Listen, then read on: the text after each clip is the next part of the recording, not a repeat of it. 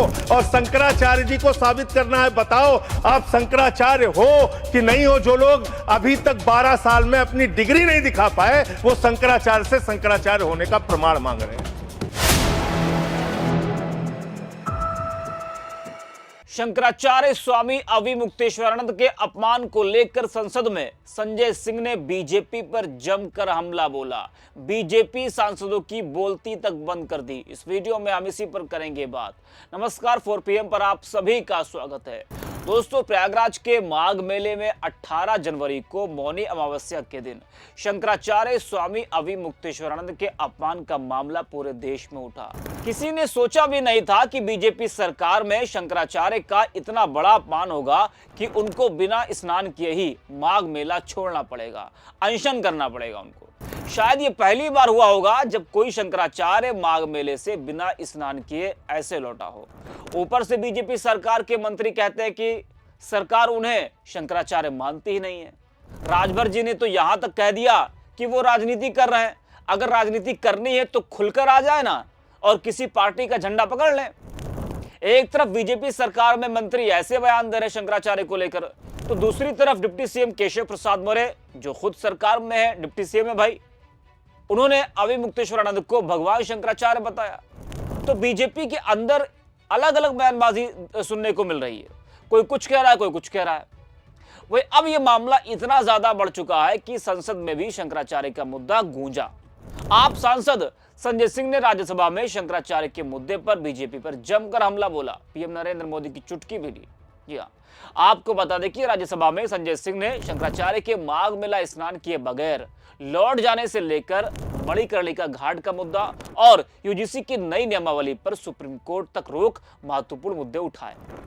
संजय सिंह ने कहा कि शंकराचार्य की मांग थी कि सरकार प्रशासन गलती मान ले तो स्नान करूंगा। बिना स्नान किए शंकराचार्य चले गए।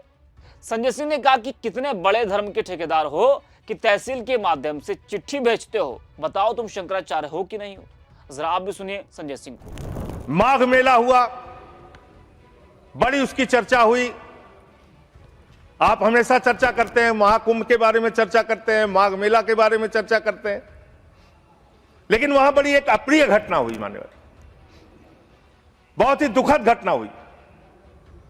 शंकराचार्य जी परम पूज्य अवमुक्तेश्वरानंद जी जा रहे थे स्नान करने के लिए। उनको प्रशासन के द्वारा उनको रोका गया।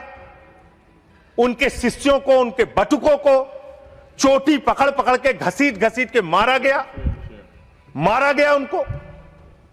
और इतना ही नहीं, उनकी एक मांग थी कि अगर प्रशासन या सरकार मुझसे वार्ता कर ले और अपनी गलती मान ले तो मैं स्नान करूंगा। ना उनसे किसी ने माफी मांगी और ना ही वो स्नान कर पाए। बिना स्नान किए शंकराचार्य जी वहां से चले गए।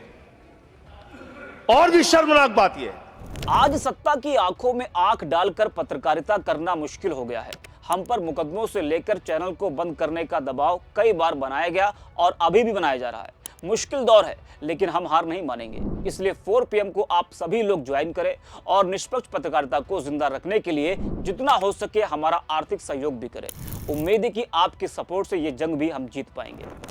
आप कितने बड़े धर्म के ठेकेदार हैं। आप देखिए कि आप शंकराचार्य जी को तहसीलदार के माध्यम से चिट्ठी भेज रहे हैं, कह रहे हैं बताओ आप शंकराचार्य हो कि नहीं हो।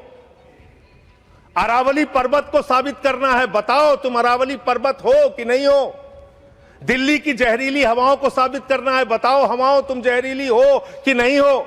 इस देश के मतदाताओं को साबित करना है, बताओ तुम भारत के नागरिक हो कि नहीं हो। और शंकराचार्य जी को साबित करना है, बताओ आप शंकराचार्य हो कि नहीं हो। जो लोग अभी तक 12 साल में अपनी डिग्री नहीं दिखा पाए, वो शंकराचार्य से शंकराचार्य होने का प्रमाण मांग रहे हैं।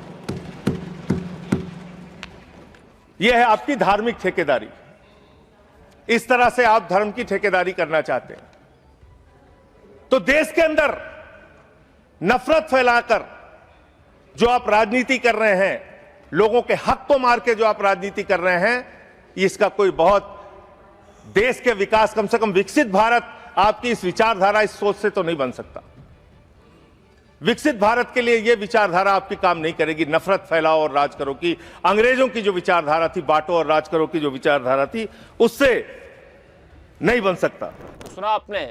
तो शंकराचार्य अभी मुक्तेश्वरानंद के अपमान का मुद्दा अब संसद तक पहुंच जाना यह दिखाता है कि मामला कितना गंभीर हो चुका है। जब संसद में संजय सिंह ने यह बात उठाई तो यह सिर्फ राजनीति नहीं थी, बल्कि समाज की भावनाओं की आवाज थी, साधु संतों की आवाज थी। शंकराचार्य जैसे संत करोड़ों लोगों के लिए आदर और विश्वास का प्रतीक होते हैं। ऐसे में उनके साथ जुड़ा कोई भी अपमान लोगों को सीधे तौर पर आहत करता है।